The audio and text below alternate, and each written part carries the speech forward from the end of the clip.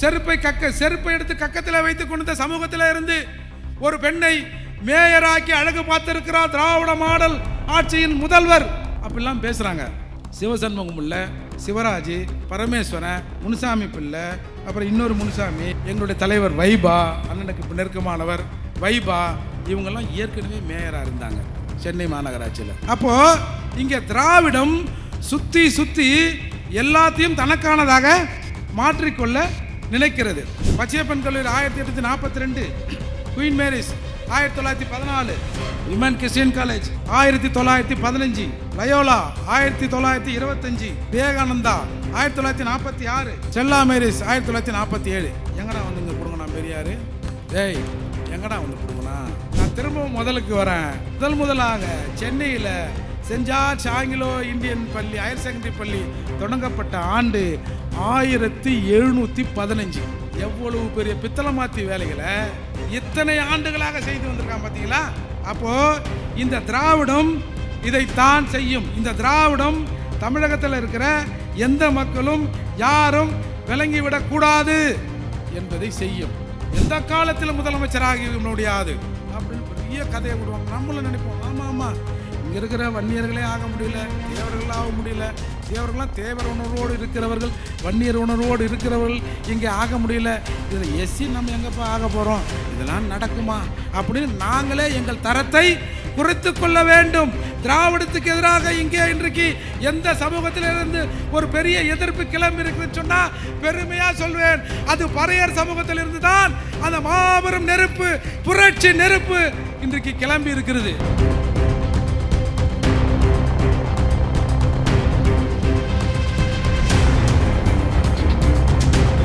இந்த வேங்க வேலை மலத்தை கலந்தாங்கல்ல, கலந்தது யார்?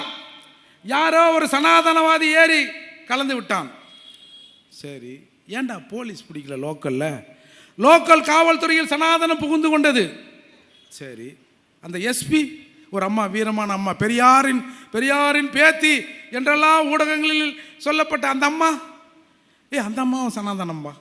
சரி, தென்மண்டல அந்த ஐஜி வடக்கு மண்டல ஐஜிலாம் அவங்களும் சனாதனம். சரி, அப்படியே சென்னைக்கு மயிலாப்பூருக்கு வாங்க, டிஜிபி ஆஃபீஸுக்கு, டிஜிபி அவரும் சனாதனம், அதால் தான் கண்டுபிடிக்கல. சரி, அவங்க முதல்வர், ஐயோயோ அவர் பெரியாரின் பேரன் அல்லவா, ஏண்டா பிடுங்கல? அதெல்லாம் பண்ணுவார். டெல்லியிலேருந்து மோடி சொல்லிட்டார். அப்போ பார்த்துங்க, மோடிக்கும் நம்முடைய முதல்வருக்கும் என்ன உறவு இருக்கிறது என்பதை பார்த்துங்க. ஒருத்தன் பீத்தண்ணியை குடித்தா கூட அவனை கண்டுபிடிக்காதுன்னு மோடி சொன்னார்னா நம்ம ஸ்டாலின் அவர்கள் கேட்கலாங்கிற போது நீங்கள் பார்த்துங்க. அப்போ எதற்கெடுத்தாலும் சனாதனம் இந்த கருமத்து வார்த்தையை நீங்கள் என்னைக்கு விட்றீங்களோ அன்றைக்கி தான்டா தமிழ்நாட்டில் ஒரு ஒத்துமையே வரும். ஏன்னா சனாதனம் இங்கே பிரிக்கிறதுன்னு ஒரு கும்பல் பிரச்சாரம் பண்ணது வேகமாக, நாங்கள் சனாதனத்தை காக்க வந்தோம் நீங்கள் சொல்கிறீங்க. அப்போ இதுதான் இங்கே சண்டை. எல்லாரும் இந்திய அரசியல் சட்டத்தை பற்றி பேசுங்க, அது என்ன சொல்லுதுன்னு கடைபிடிங்க. அப்போ இங்கே வந்து ஒரு சாந்தியும் சமாதானமும் உண்டாகும். இவங்க நமக்குள்ளே இருக்கிற இந்த பிரச்சனையை பற்றி தாங்க இவங்க வந்து சுலபமாக கையாளுறான். நீங்கள் பார்த்துருப்பீங்க, அண்மையில் ஒரு கவிதை வாசித்தான். எப்படி இந்த சமூகத்தை பிரிக்கிறானதுக்காக சொல்கிறேன். வீட்டு மலக்குழியில் ஒரு வாரமாய் அடைப்பெடுப்பை எங்கெங்கோ சுற்றி அந்தனர் கிடைக்காததால் பாவம், அவங்க அந்த வேலை செஞ்சாங்கன்னு தெரியல, அந்தனர் கிடைக்காததால் அயோத்தி சென்று ராமனை கையோடு கூட்டி வந்தேன். முதலில் மருத்துவனிடம் பணம் கூட தருவதாக கூறினேன். ஒரு புட்டி சாராயத்தை பாருங்க, ராமரே அப்படி இருந்திருக்காரு. ஒரு புட்டி சாராயத்தை ஒரே மூச்சில் குடித்து விட்டு குழிக்கல் குதித்தான் ராமன். இலக்குவனும் அனுமனும் துண்டு பீடியை ஆளுக்கு ஒரு இழுத்தபின் வாளி, பொச்சக்கயிறு, அகப்பை, மூங்கில் கழியோடு உள்ளே இறங்கினார்கள். கணவன் கொழுந்தனின் வில் அம்புகளை, அனுமானின் கஜாயத்தையும் காவல் காத்து கொண்டிருந்த சீதா பிராட்டிக்கு பசி என்றாள். உயர் சாதிகளின் பசி கொடுமையானது. ஆமாம், உயர் சாதிகளுக்கு பசி வந்துட்டா வாயிலையும் சாப்பிடுவோம், கொஞ்சம் மூக்குலையும் சாப்பிடுவோம். பார்த்தீங்களா? நாங்களாம் ஒரு வாயில் மட்டும் சாப்பிடுவோம், இந்த திராவிடர்கள்னு சொல்கிறவங்க. எனவே கடைத்தெருவுக்கு சென்று திரும்பினேன். மலக்குழியை மூடிவிட்டு இலங்கை நோக்கி சென்றிருப்பாள் போல சீதா பிராட்டி. அருகில் கிடந்த சிகரெட் அட்டையில் எழுதியிருந்தால் மலக்குழியை திறக்காதீர் என்று. எனக்கும் மனமில்லை திறப்பதற்கு. இதில் இது வந்து நீங்கள் ஒரு சாதாரண கவிதையாக பார்ப்பீங்க. இதில் இருக்கிற ஒரு அர்த்தம், மலக்குழியை மூடிவிட்டு இலங்கை நோக்கி சென்றிருப்பாள் சீதா பிராட்டி. உங்களுக்கு இப்போ புரியும்னு நினைக்கிறேன். ஒன்றும் புரியல பொழுது. எங்கள் ஆளுங்களாம் தான் இந்நேரம் திராவிடம் தான், ஓ அண்ணன் டபுள் மீன்லேயே சொல்லிட்டாரா, ஆட்டே கலைஞர் மாறுறா அண்ணன் அப்படின்னு சிரிச்சிருப்பாங்க. ரெஸ்பான்ஸ் இருந்திருக்கும். சரி, நான் என்ன சொல்கிறேன், இந்த மலக்குழி பற்றி ஒரு கவிதை. இதில் நீங்கள் பிராமணரை அந்தனரை அசிங்கப்படுத்தினீங்க, ராமனை அசிங்கப்படுத்தினீங்க. சரி, இந்த கவிதை எழுதிய பிறகு தமிழகத்தில் இல்லை சென்னை கார்ப்பரேஷனில் மலைக்குழிக்குள்ள மனிதன் இறங்குவது தடுக்கப்பட்டதா? இந்த கவிதையின் நோக்கம் என்ன? மலைக்குழியில் ஒரு பிராமணர் ஒரு அந்தனர் இறங்கிட்டான்னா அந்த குழி சரி செய்யப்படும். அதுக்கப்புறம் அது வந்து எல்லாரும் இறங்கலாம், இறங்குற அளவுக்கு அது ஒரு உபகரணங்களோடு கூடிய ஒரு வேலையாக மாறும்னா மாறிச்சா? அப்போ இந்த கவிதை என்ன மயிரை பிடுங்கிறதுக்கு எழுதுனா? நீங்கள் இந்த காலை உணவு திட்டம் தினமல் என்ற ஒரு பத்திரிகை, இந்த காலை உணவு திட்டத்தில் பசங்க போனால் கக்கூஸ் போது கக்கூஸ் நிரம்பி வழியுது அப்படின்னு அந்த வரிகளில் வன்மம் இருக்கிறது என்பதை நானும் ஒத்துக்கொள்கிறேன். அந்த வரிகள் வன்மம் நிறைந்தது தான். ஆனால் உடனே தினமர பத்திரிகை இந்த மாதிரி மலக்குழி நிறைகிறது என்று இங்கே இருக்கிற ஒடுக்கப்பட்ட மக்களின் உணர்வுகளை புண்படுத்தி விட்டார்கள். அப்படிலாம் ஒரே குச்சாங்க. இந்த திராவிடர் அப்படின்னு கருப்பு சட்டை போட்டு அலைகிற 4-5ங்க அங்கே இங்கே தைய தக்கன்னு குதிச்சுது. அப்புறம் ஒரு அறிக்கை வந்தது, கிராமப்புறங்களில் உள்ள பள்ளிக்கூடங்களில் எங்கேயாவது கக்கூஸ் இருந்தால் ஊராட்சி மன்றத்தில் இருக்கிற பணியாளர்கள் கக்கூஸை வந்து 7 மணியிலிருந்து 10 மணி வரைக்கும் க்ளீன் பண்ணிட்டு போயிடுவாங்க. ஏன்னா ஒரு 9:30-10 ஸ்கூல் ஸ்டார்ட் ஆகிடுச்சு இல்லையா? நான் என்ன கேட்குறேன், ஒரு 11 மணிக்கு ஒரு குழந்தை, ஒரு 2ஆம் கிளாஸ் படிக்கிற குழந்தைக்கு கக்கூஸ் போனோம்பா, அந்த குழந்தை போகுதுப்பா கக்கூஸுக்கு, யார் அதோட குண்டியை கழுவி விடுவா? சரி, அது கூட சரி, அது நிற்கிற, அது ஏழை புள்ள, அது நிற்கிற அப்படியே போட்டுன்னு வந்தது. இன்னொரு குழந்தைக்கு அதே மாதிரி வருது, மலம் வருது, அந்த குழந்தை அதே கக்கூஸில் தானே போவோம். அதை பற்றி அவனா செஞ்சானா? தினமலர் எழுதியதாக கொந்தளித்தவர்கள் பள்ளிக்கூடத்தில் வந்து கக்கூஸை வந்து 6 மணிக்கு கழுவி 6 மணிக்கு வந்து 9 மணிக்கெல்லாம் போயிடுவோம் அப்படின்னு சொன்னால், அதுக்கப்புறம் வந்து மாணவர்கள் எப்படி அதை பயன்படுத்துகிறார்கள், குழந்தைகள் எப்படி பயன்படுத்துகிறார்கள் என்று தானே சிந்திச்சிருக்கணும். இதுதாங்க திராவிடம், இதுதான் திராவிடம். யாரையோ ஒருத்தனை குறை சொல்லணும். இன்னொரு கவிதை பட்டிருப்பீங்க, உங்கள் அம்மா எங்கள் அம்மா, அதாவது அந்தணர்கள் அம்மா பறையர்களோட அம்மா. எங்கள் அம்மா மாட்டுக்கறி சமைக்க, எல்லாம் சரிதான், அவங்கவுங்க என்ன சமைச்சு வராங்களோ அதை சமைக்க போகிறாங்க. அதில் உங்கள் அம்மாக்கள் முற்றத்தில் சுற்றி வழிபடும் துளசியை, என்ன அந்தணர் அம்மாக்கள் முற்றத்தில் சுற்றி வழிபடும் துளசியை பீக்காட்டில் இடது கையில் புடுங்கி பீக்குண்டியை துடைத்தீர்வாள் என் அம்மா.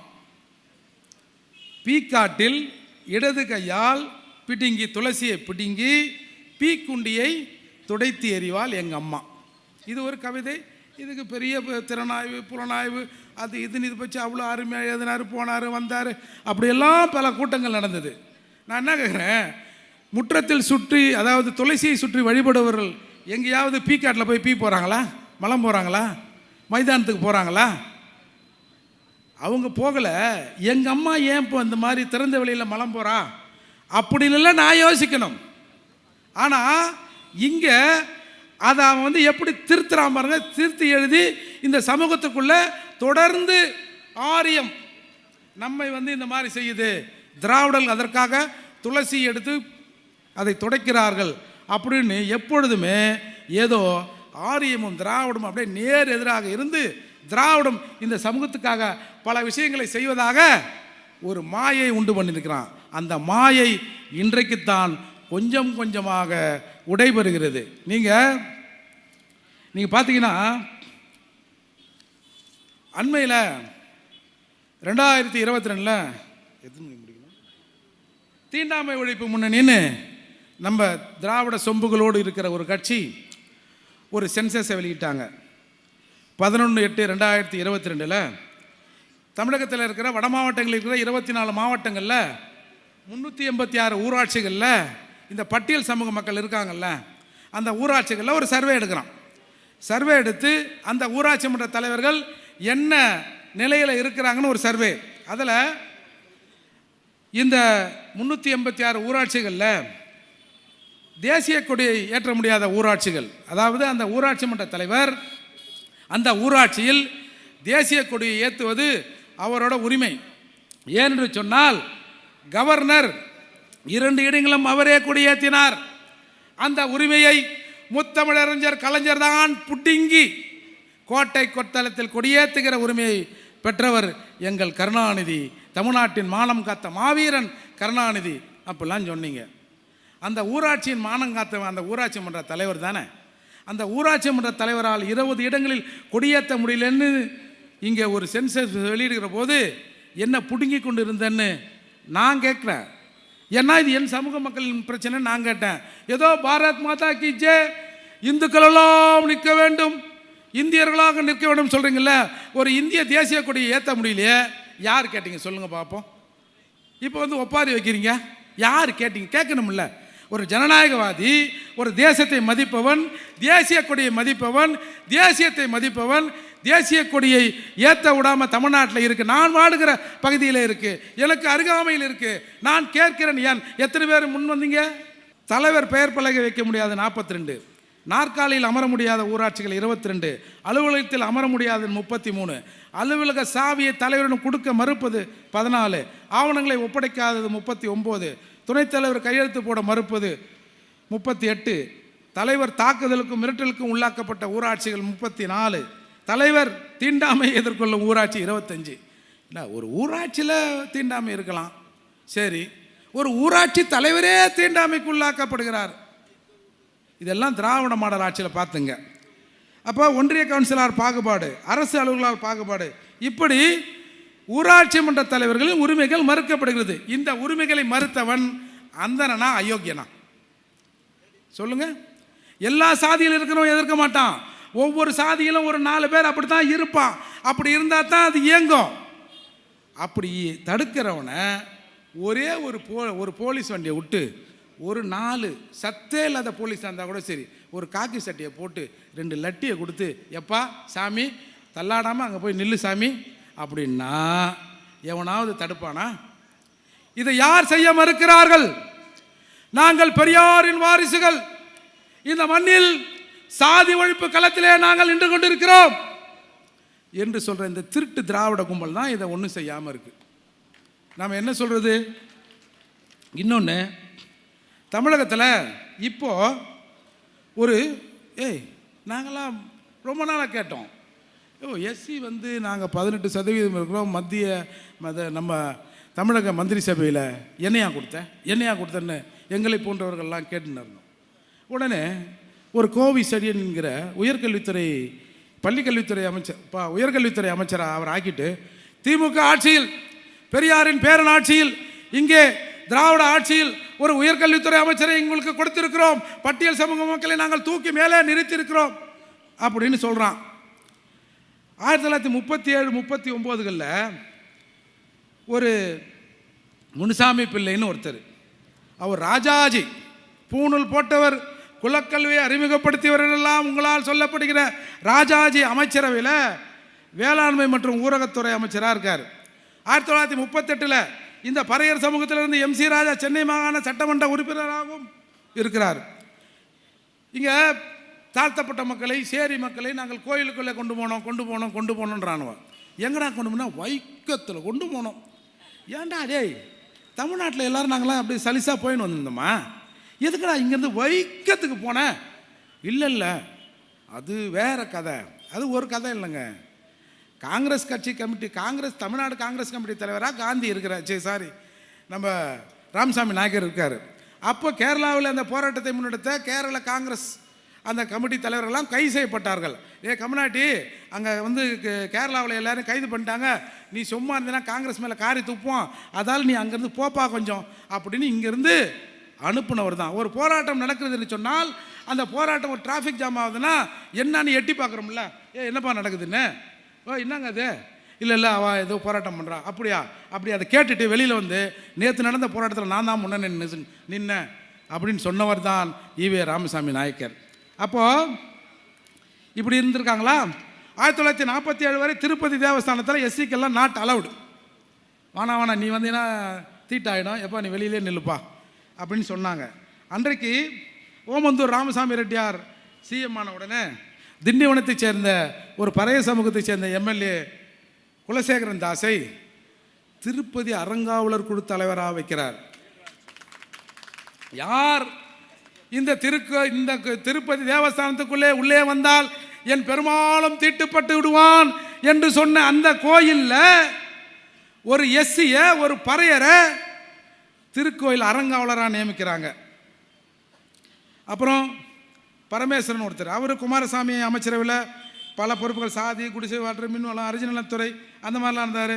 54 57 காமராஜர் ஆட்சி காலத்தை போக்குவரத்து துறை அமைச்சர், இந்து சமய நலத்துறை அமைச்சராக ஒரு எஸ்சி இருந்திருக்கார். யாராவது நம்புவீங்களா? கக்கனை பற்றி உங்களுக்கு சொல்லவே வேணாம். இன்றைக்கு தமிழகத்தில் இருக்க இருக்கிற எல்லா அணைகளையும் போய் பாருங்க, காமராஜர் ஆட்சி காலத்தில் கட்டிய அணையும்பாங்க. நீங்கள் அந்த கல்வெட்டை பார்த்தீங்கன்னா முதலமைச்சர் காமராஜர், பொதுப்பணித்துறை கக்கன்னு இருக்கும். இப்படி சிறப்புமிக்க சமூகமாக நாங்கள் இருந்தோம். இன்னைக்கு பல மேயர் செருப்பை எடுத்து கக்கத்தில் வைத்து கொண்டு சமூகத்தில் இருந்து ஒரு பெண்ணை மேயராக்கி அழகு பார்த்திருக்கிறார் திராவிட மாடல் ஆட்சியின் முதல்வர். அப்படிலாம் பேசுகிறாங்க. சிவசண்முகம் பிள்ளை, சிவராஜ், பரமேஸ்வரன், முனுசாமி பிள்ளை, அப்புறம் இன்னொரு முனுசாமி, எங்களுடைய தலைவர் வைபா, அண்ணனுக்கு இப்போ நெருக்கமானவர் வைபா, இவங்கெல்லாம் ஏற்கனவே மேயராக இருந்தாங்க சென்னை மாநகராட்சியில். அப்போது இங்கே திராவிடம் சுற்றி எல்லாத்தையும் தனக்கானதாக மாற்றிக்கொள்ள நினைக்கிறது. இன்னொரு விஷயத்தை, ஒரு முக்கியமான விஷயத்தை சொல்லிடுறேன். இந்த ராமசாமி வந்து தான் படிக்க வைத்தார். ராமசாமி வந்து படிக்க வைக்கலனா நீலாம் கலெக்டர் ஆக முடியுமா, ஜட்ஜ் ஆக முடியுமா? நாங்கள் போட்ட பிச்சை தெரியுமா? இந்த கல்வி என்பது ராமசாமி நாயக்கர் வந்த பிறகுதான் கொடுத்தது. ஏன்னா அவங்க பெரியார்னுவாங்க, பெரியார் வந்த பிறகுதான் இந்த படிப்பே கொடுக்கப்பட்டது அப்படின்னு சொல்லுவான். இங்கே இருக்கிறவங்களாம் அதை புரிஞ்சுங்க. நீங்கள் யாரையோ எதிரியாக நினச்சி, என்னத்தையோ எதிரியாக நினச்சி எவனையாவது திட்டணும்னு வச்சுங்களேன், கோவம் அதிகமாக வச்சா நேராக போவான், குளிப்பான். ஒரு சிலர் என்ன பண்ணோம், ரூமை சாத்திட்டு கண்ணாமன்னு வாயில் வராத அசிங்கமான வார்த்தையெல்லாம் பேசிட்டு, அப்பா பேசுண்டா சாமி அப்படின்னு அவன் வேலையை பார்ப்பான். அந்த மாதிரி இன்றைக்கு இந்த நாட்டில் பல பேர் எரிச்சலை என்னத்தையோ பண்ணுறான். 2 காரி துப்பிட்டு, அப்பா துப்பிட்டம்பா திருப்தி ஆயிடுச்சுறான். இந்த மாதிரி மக்கள் இருக்கிற வரைக்கும் இதான் நடக்கும். இப்போது Saint George Anglo Indian higher secondary school எப்போ தெரியுமா தொடங்கப்பட்டது? சென்னை செனாய் நகரில் 1715. எப்போ? 1715. ராமசாமி பிறந்தது எப்போ? 1879. அப்போது சற்றேறக்குரிய 200 ஆண்டுகளுக்கு முன்னால் இங்கே பள்ளிக்கூடங்கள் இருக்குது. அதில் நாம் படிச்சிருக்கோம். அதே மாதிரி 1848 மகாத்மா காந்தி ஜோதிலா பூலேன்னு ஒருத்தர் இருந்தார். அவர் தன்னுடைய மனைவி சாவித்திரி பூலே தலைமையில் ஒரு பெண்கள் மட்டுமே படிக்கிற ஒரு பெண்கள் பள்ளியை அந்த அம்மா நிறுவினாங்க. இந்தியாவின் முதல் டீச்சர் அந்த அம்மா. அது நிறுவப்பட்ட ஆண்டு 1848. ராமசாமி பிறந்தது 1879. Madras Christian college 1837. Presidency college 1840. Pachaiyappan கல்லூரி 1842. Queen Mary's 1914. Women Christian college 1915. Loyola 1925. Vivekananda 1946. Stella Mary's 1947. எங்கடா வந்து இங்கே பிடுங்கண்ணா பெரியார்? எங்கடா வந்து பிடுங்கண்ணா? இதையெல்லாம் கேட்பதற்கு இந்த பட்டியல் சமூகத்திலிருந்து ஒருத்தனும் வரல. இப்போ வந்திருக்கிறோம்ல, சொல்டா என் பதில. கேள்வியை திருப்பி கேட்குறோம், சொல்லு பதில, சொல்டா பதில. இவருங்கிட்ட இதுக்கெல்லாம் பதிலே கிடையாதுங்க. காங்கிரஸ் 1919 ஜாயின் பண்ணுறாரு. 1925 காங்கிரஸ் விட்டு வராரு. சுயமரியாதை இயக்கத்தை 1925 தொடங்குறாரு. நீதி கட்சி 1938 மாறுது. திகா திராவிட கழகம் இங்கே இன்றைக்கு இருக்கிற மக்கள் எல்லாம் கோமணம் கட்டிக்கொண்டு தங்கள் மானத்தை மறைத்து கொண்டு இருக்கிறார்கள் என்று சொன்னால், தந்தை பெரியார் என்ற ஒரு மனிதன் இந்த மண்ணிலே பிறக்காவிட்டால் இந்த அதிசயங்கள் நடக்காது அப்படின்னு சொல்றாங்கல்ல. அந்த கட்சி 1944 தொடங்குறாங்க. அதிலிருந்து இவங்க மாறுபட்டு சண்டை போட்டு 1949 திராவிட முன்னேற்ற கழகம் தொடங்கப்படுகிறது. நான் திரும்பவும் முதலுக்கு வரேன். முதலாக சென்னையில் சென்ட் ஜார்ஜ் ஆங்கிலோ இந்தியன் பள்ளி ஹையர் செகண்டரி பள்ளி தொடங்கப்பட்ட ஆண்டு 1715. எவ்வளவு பெரிய பித்தளமாத்தி வேலைகளை இத்தனை ஆண்டுகளாக செய்து வந்திருக்கான் பார்த்தீங்களா. அப்போது இந்த திராவிடம் இதைத்தான் செய்யும். இந்த திராவிடம் தமிழகத்தில் இருக்கிற எந்த மக்களும் யாரும் விளங்கிவிடக்கூடாது என்பதை செய்யும்.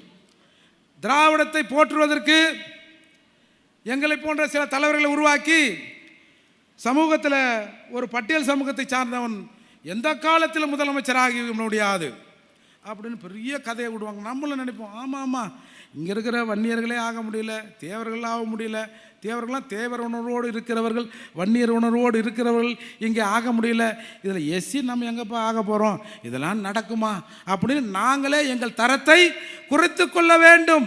திராவிடத்துக்கு எதிராக இங்கே இன்றைக்கு எந்த சமூகத்திலிருந்து ஒரு பெரிய எதிர்ப்பு கிளம்பி இருக்குதுன்னு சொன்னால் பெருமையாக சொல்வேன், அது பறையர் சமூகத்திலிருந்து தான் அந்த மாபெரும் நெருப்பு, புரட்சி நெருப்பு இன்றைக்கு கிளம்பி இருக்கிறது.